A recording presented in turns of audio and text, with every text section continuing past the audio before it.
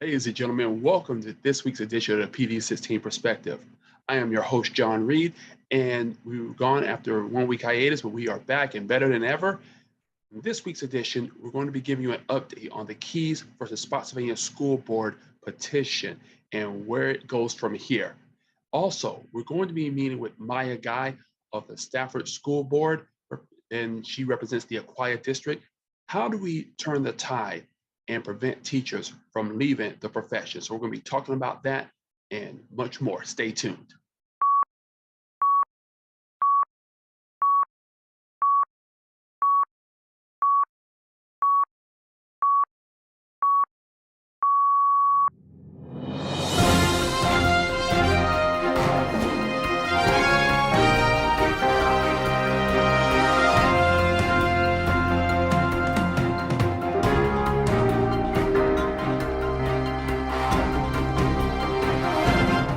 Been following the show, one of the major stories we've been following is Spotsylvania, is the Michaela Keys versus Spotsylvania School Board petition. Now that was filed by Virginia Commonwealth University sophomore Michaela Keys, and her being a former attendant of Spotsylvania schools. And what is important to know about this petition is not only what it means for Spotsylvania schools now, but what it's going to mean going in the future as far as transparency and accountability in our governing officials. And so go back with us, back on March 25th, there was a hearing. And what happened was that the defense, the Spotsylvania School Board, they tried to have what was called a demur, which means a dismissal of sorts. And what it means is they tried to get the entire petition thrown out. And what is centered around is the closed door meeting that led to the firing of former Superintendent Baker. And what Keys was in their petition was fighting the fact that this was a closed door meeting, but it was not made onto the public agenda and was not up for a vote prior to having the closed meeting. And so what happened on the 25th of March, and I'm going to kind of read this for you, that what Judge John S. Martin, and also keep this in mind, the Honorable Judge Martin came on after the first two judges for the case recused themselves. And so it's very interesting, how this case got to the point. But what he did was in his decision that he dismissed the first two claims. Now, the first two claims in the case, where I'm going to read them for you, was that it relates to substantial and material alteration of a proposed agenda, which basically means is that the requirement for that proposed agenda, but that those meeting being made available for public inspection. So that first one was just dismissed. The second claim was for violation of notice requirement when a public body wishes to conduct a closed meeting, which in the view of Michaela Keys and the Edwards Law Firm PLLC made the closed door meeting in which they removed Superintendent Baker unlawful. And the third one was a procedural violation in that the board failed to hold a vote as required by statute. Now keep that in mind, required by statute before entering that unlawful closed meeting. So the third one is the one that was actually approved by the Honorable Judge Martin, and that's the one that's going to be up for the hearing taking place in schedule on the merits of April 29th, 2022 in Spotsylvania. So now what happened was that the first two claims were dismissed not because of merit. Now keep this in mind, it was not dismissed because of lack of merit, it was dismissed because of lack of precedent. But there is an appeal that is being made in the circuit court, and that hearing is going to be taking place on April 18th, 2022 at 9:00 a.m. So we'll give you more details as we receive them.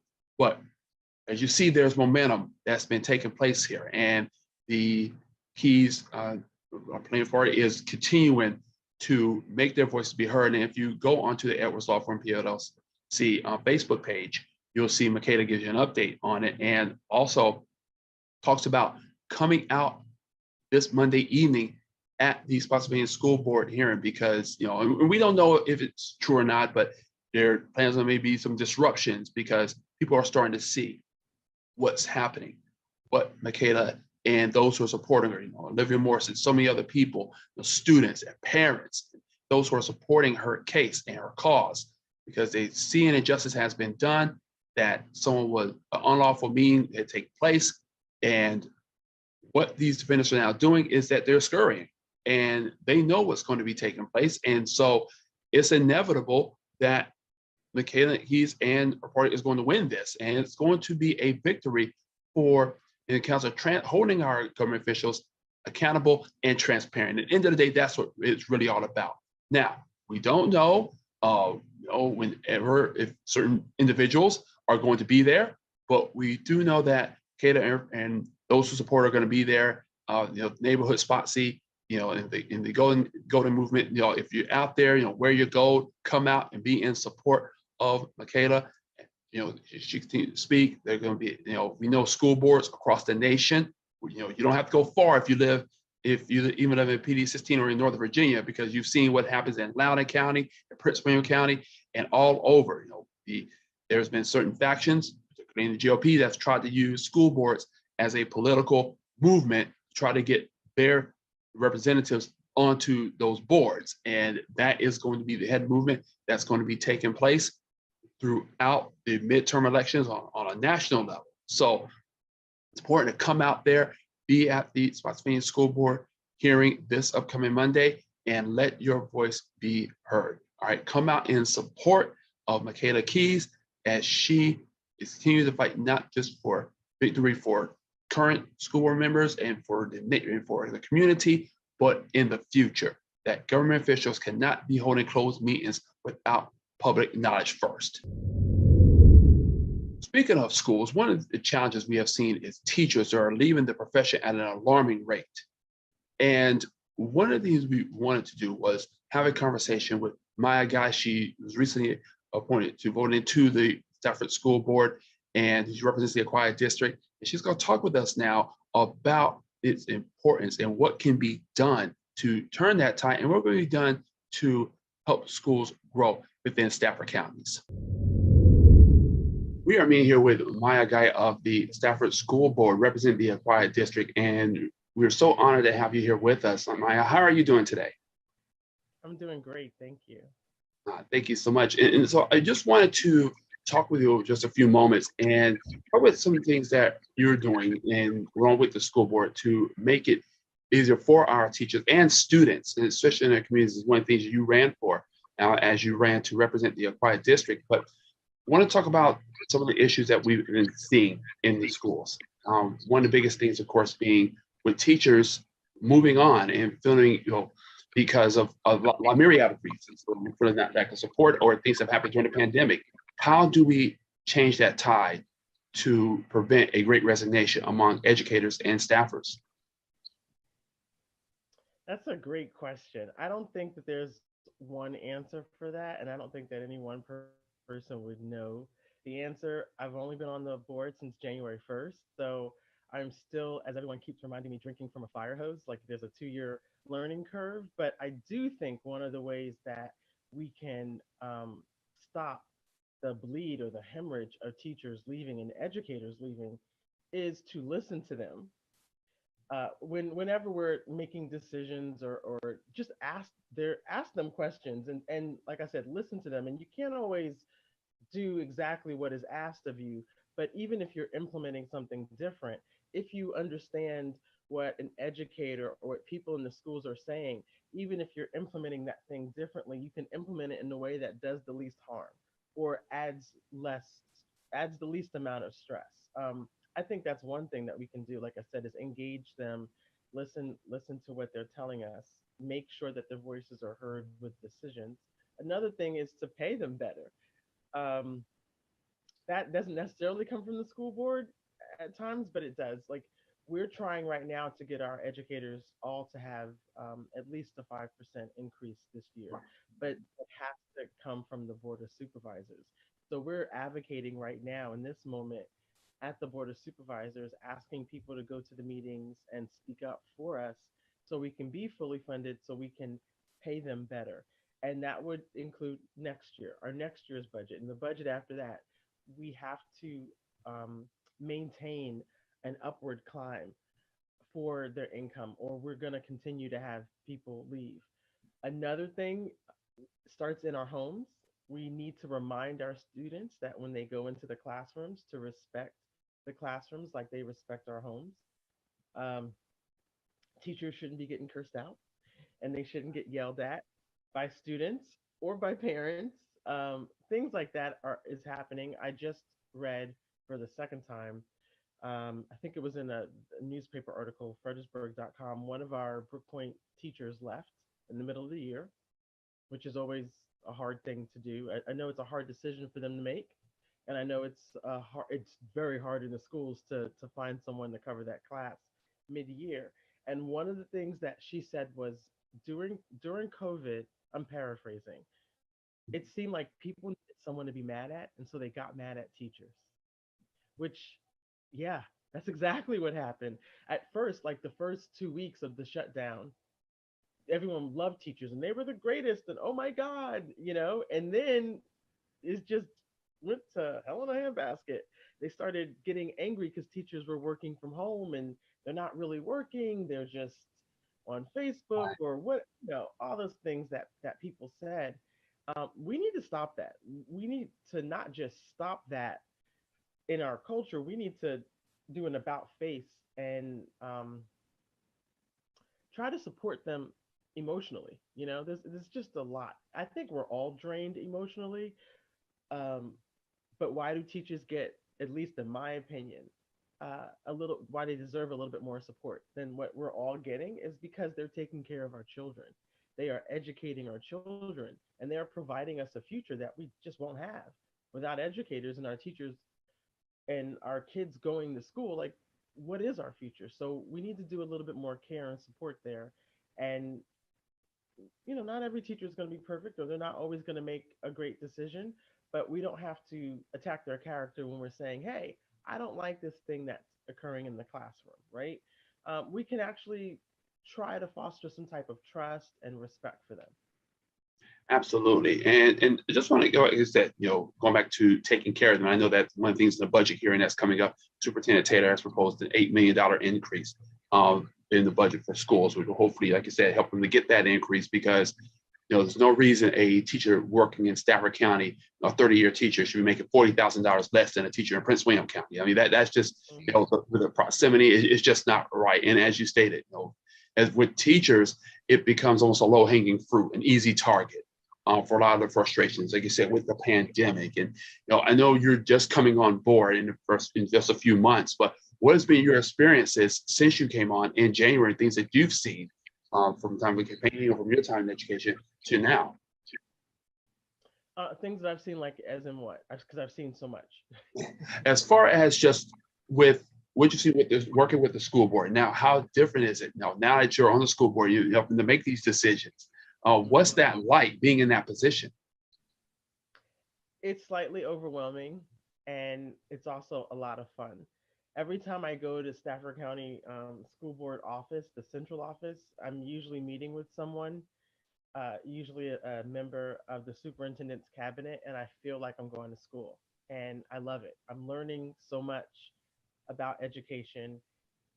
Even things I didn't think I would necessarily wanted to learn, but I actually do enjoy learning a ton from these people where they explain to me, how they do things. And there's this word that I'm sure right? These teachers keep using this word, and I don't know, for whatever reason, I can't say it. It's pedagogy. Pedagogy, yes. I don't know why I can't. No, I've heard that a lot.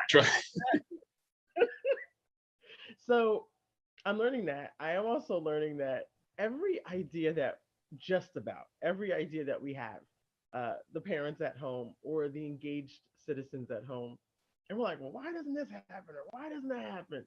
Yeah, that's been thought of before. It's been thought of a lot of times. And there's usually a good reason why it's not occurring. And sometimes there isn't. Sometimes you just need somebody in there who's going to be bold and say, nah, we need to do this. So, but I am learning that is hard. It's incredibly hard to do more with less. And because of the way society is, because of the COVID pandemic, just because of a myriad of factors, we are asking people in the schools to do more. And because things are the way they are, we're giving less, less budget, less understanding, less patience. So we absolutely need to dig in and say, okay, what are our issues? Are they linked to our funding? Let's get this fixed so that we can do better for the students. Absolutely. My guy is at Stafford School Board is joining us. And so, Maya, I wanted to go talk about something that I know one of the platforms items that you talked about and is making sure you have safe, smart, and responsible redistricting to prevent the overcrowding. And I know there was a recent meeting, I believe, on the 22nd of March where that was discussed. And so, can you just talk for those who may not know about that, about what was kind of the purpose behind that and making sure what can be done to make sure that there is not overcrowding in certain places such as Embry Mill and other areas in Stafford? Yes. Well, the redistricting wasn't in my district, so I say everything, um, not being the individual who controls that district, Right. but there was overcrowding at Park Ridge Elementary, and so the redistricting was to alleviate that overcrowding. I believe that school, if nothing was done in August when we start back to school, I believe that school would have been at 122%. So that's a lot of kids, right? I think that's about 200 kids, or maybe even a little bit more than 200 kids over what you would want. And so what that looks like, I'm told, because I haven't visited Park Ridge yet, and I actually haven't been in a school that knowingly had 120 something percent. But it looks like your kids potentially can't have lunch in the lunchrooms because there's just not enough space. So they have to maybe still eat in the classrooms. There's no classroom for things like art or music. Uh, Pullouts that we do for students who are maybe either have an IEP, a 504, or just need special support, a little bit more support. Those pullouts are being done maybe in a hallway, or maybe they took stuff out of a closet, things like that. Mm. Also, we have to think about the infrastructure of the school. Make sure you have enough bathrooms, just things like that. So it needed to occur, but I understand and I absolutely respect that a lot of people aren't happy with the decision of how it was done. So when we have a redistricting and it is really just affecting one person's district, us board members, the other 6 people, or maybe it's the other 5 people, just depends on how many districts are affected. We listen to the board member whose district it is affecting in order to help us guide how we should vote. Absolutely. And I want to kind of go back, like you said, speaking of more specifically the acquired district. And so can you talk to about, because I think there's always this misnomer that school board members and the teachers are at odds. Can you talk about just kind of the collaboration? And I know that's one of the things you're really big on, is collaboration with the teachers and members in the community, board county supervisors, what that's like since you've been on the board and things you may have heard from teachers, maybe from parents as well. Yes, so I can say before I got on the board, I saw some of that perception, or I might have brought into that perception, or thought that way. And that's one of the reasons why I think I didn't want to run, is because I saw well before COVID that teachers needed to be heard, respected, and appreciated. And I'm not saying that the school board never did that. I'm just saying there was a perception that was there.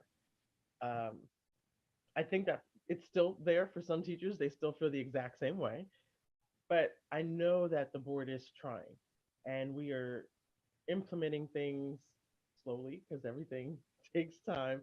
But we do have things coming in the near future that can assist us. But I am, for me personally, I reach out to teachers quite a bit. Uh, I'll give them my number. I'll be on the phone. I'm trying to visit schools and let people just talk to me honestly and frankly. Like, you can tell me anything, as long as it's said with respect, even when you don't like what I'm doing, because we need to know. Um, at the end of the day, it makes no sense not to support the individuals who are educating our children. I've always felt that way. That's why I've always volunteered in my kids' classes as much as I was allowed to. I've always gone to like the open house when you meet your teachers, and I've always told them, whatever you need, let me know. I've brought in extra supplies, but I've also brought in, some smoothies because they were having a bad day. Um, I'll bring lunch. I'll do whatever I can do to support my kid's teacher, because that's my child's future right there. And if the teacher succeeds, my child is going to succeed. And that's honestly all I want, because I don't want my kids to be at home at 30, you know? I know that's right. They get to where they can move on. And I want to go back to, I want to actually go on that point, because as you say, it truly does take a village to raise a child. It takes the parent, buy-in from the parents and the teachers to work together. And one of the challenges, and this is not just a Stafford County issue, but it's more on a statewide issue as well, is when it comes to preparing our children, especially when it comes to preparing Black children, when it comes to the education and curriculum, making sure that they are being prepared to have the skills necessary so that, even though your children are graduating, they're not at the level academically to progress to get to, say, for example, if they want to go to a Thomas Jefferson High School, or somewhere more advanced areas in science and math. And so is that also being a consideration as far as what our students are learning, especially coming out of the pandemic, realizing there is a significant gap, not just in the graduation rates, but also in the progression rates among our students? Yeah, so we're definitely tackling that. And in Stafford County, our kids have the opportunity to go into um, places that are elite. You know what I'm saying? Right. No matter what race they are. It is hard because we do have underfunding, and we do have a huge issue with teacher retention, and we're starting each year with like 80 or 100, positions that aren't filled. So that does make it harder. And when you have things like that, yeah, you will see sometimes the education gap between Black and brown students and white students. It may get a little bit wider because we're dealing with certain issues, but we absolutely do have opportunities in Stafford to support all of our students. One of the things I talked about when I was running was that a diverse workforce is a fantastic thing for Stafford County schools. Not to say that are white in Stafford County, and that is fine. But tests and studies have shown that when students have diverse teachers, when they have teachers who are Muslim, teachers who are Asian, teachers who pray differently, think differently, live differently, but all are still supporting those students. Not just Black and brown students do better, because we all understand that representation matters, but not just those, even the white students do better when they are coming from a school system that has a diverse workforce. So we don't have a diverse workforce here in Stafford County. The majority of our educators are white, and the majority of our students are brown. But we are still doing fantastic, amazing things, and our students are still going on to some Ivy League schools if that's what they want. We have students who just recently graduated who are working at NASA. That's my son. So think we're still doing pretty darn great, but it also took his parents advocating for him. We paid for tutors for our kids, including my son, because sometimes an underfunded county, we can't be everything for everybody. We cannot meet every single need for every student. That's just the honest to goodness truth. And I can say truly for my kids, their needs, not every single need wasn't met. And so that meant that my husband and myself had to go deeply out of pocket and pay for tutors. But the reality is that not everyone can do that. We were blessed to be able to do that. And yeah, we might have got a little bit of debt because of that. Because sometimes we're like, well, we just got this is what we need. They got to go to tutoring, got to swipe that card, which it hurts sometimes. But and not everyone can do that. So then what happens to those students, right? We're working on that. There are some schools who bring in parents to tutor the students. We don't have enough educators in our schools. So parents come in during the day and work with students who need extra help. That's ridiculous that we have to do that in Stafford County. But we've been doing that for a long time. And so I've always told people, especially like at the board of supervisors, where they're like, "Oh, our schools are great and our test scores and all this," and so they would say, "Well, we don't need to do extra or give you more because everything's okay." But everything is okay because educators are working overtime. Parents, and not just parents, even just kind people from the community, are coming into the schools and supporting the students. That's why we're doing great. Not because we have what we need, but because people who are in our schools have passion and just won't quit. Even um, sometimes when it's draining to them, right? Even when they probably should say, no, I'm gonna go home on time, they just don't. And it's like I said, and thankful to all the teachers and volunteers and tutors who've made those sacrifices necessary for our children. And I want to go back to something you talked about just a few moments ago: a diverse workplace. Know that if Stafford, is trying to move on from having a homogenous staffing, but at the same time, with a diverse workplace, also opens up the door for more diverse concepts. And when it comes to teaching, I know that's one of the big things that we've seen already since January is this talk in school boards across the country about divisive concept, which is now becoming the big, political debate. And so, how is it that we're able to, as Stafford School Board, able to implement a teaching concept of through Virginia's history to allow students to understand, not only just Virginia's past, but understand that they are diverse and have an opportunity to learn more about its future as well.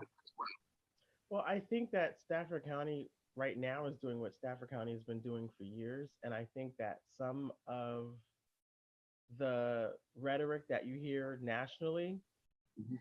just, I mean, it's just not here. It's not our issue.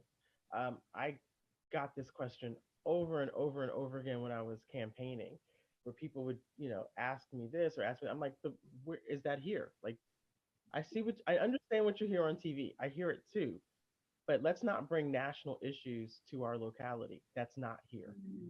So our curriculum is our curriculum. It's been what it is, and people, we've got to. I mean, it's online. Like people can go and look at what is taught in history classes. We have fantastic history teachers in Stafford. So we've just been doing what we have been doing, and it wasn't a problem in 2017, 2018. It wasn't a problem in 2019. It's not a problem in 2022. Absolutely. And finally, I want to bring it home with this, Maya, and talk about things that you would like to see for the Aquia district in your time as the Stafford School Board representative for that district. What are some things that you would like to have happen, leave your imprint on that area so that those schools can be what it needs to be? I honestly, I hope and I pray that we can get our schools fully funded for many years so that we can correct some of the issues that we have. 1 year just won't do it. We've got tons of infrastructure issues Mhm. and teacher issues. The acquired district has just been redistricted, right? And I know it doesn't go into effect until January 1st, I think, of next year. And that was Mhm. at the Board of Supervisors level. So I don't know a lot about it. But what I do know is that my district has changed. So I have to get to know new constituents. I got to have to get a feel of that community. I will be holding some town halls throughout the next 2 years so that I can just listen to people and learn what they want me to focus on because the district that I will have January 1st is not the district that I won. And it might not be the district that wants me, but they got me and they're going to have to learn how to deal with me and I'm going to have to learn how to serve them. So I just really hope that we have open communication. My information is on the Stafford Schools website. I encourage people to email me, but more importantly, to call me because I hate email. To just pick up the phone and give me a call, leave a voicemail, or text me. I'm a texter. Um, there's a lot we need to work on in Aquia, but honestly, my charge isn't to just Aquia; it's to Stafford schools, right? So I love Aquia and I'm here to help Aquia, but I'm also a resident of Stafford County and I want the entire county and all the students to benefit from what the board can offer. So moving forward, I just hope we can listen to people, be transparent so people understand why we make the decisions that we make, and hopefully that'll foster some trust. So when things aren't going the way they expect them to go, they'll know, okay, there was a reason why they did that thing that doesn't necessarily make sense to me right away. Absolutely. And as someone disclaimer, who used to live in the acquired district, I can tell you, you're truly doing the Lord's work. So thank you. Definitely more voices and more people who are representing as well and what you do for the classroom. my guy of the Stafford School Board. Thank you so much for joining and being with us today. Thank you so much for having me. I really appreciate it. We'd like to thank my guy for speaking with us today. And again, if you live in the Spotsylvania area, come out, or if you don't, come out in support of Michaela Keys. And we're going to be talking more about this case and many others as well. And if you have anything you'd like to talk about, drop us a line. We're on PD16 Perspective on Facebook, and you can find us, you go to this a message and let us know what you would like to talk about. No story is too big or too small, because we believe in intersectionality and bringing different cultures together with shared experiences. Till next time, it's John Reid of the PD16 Perspective.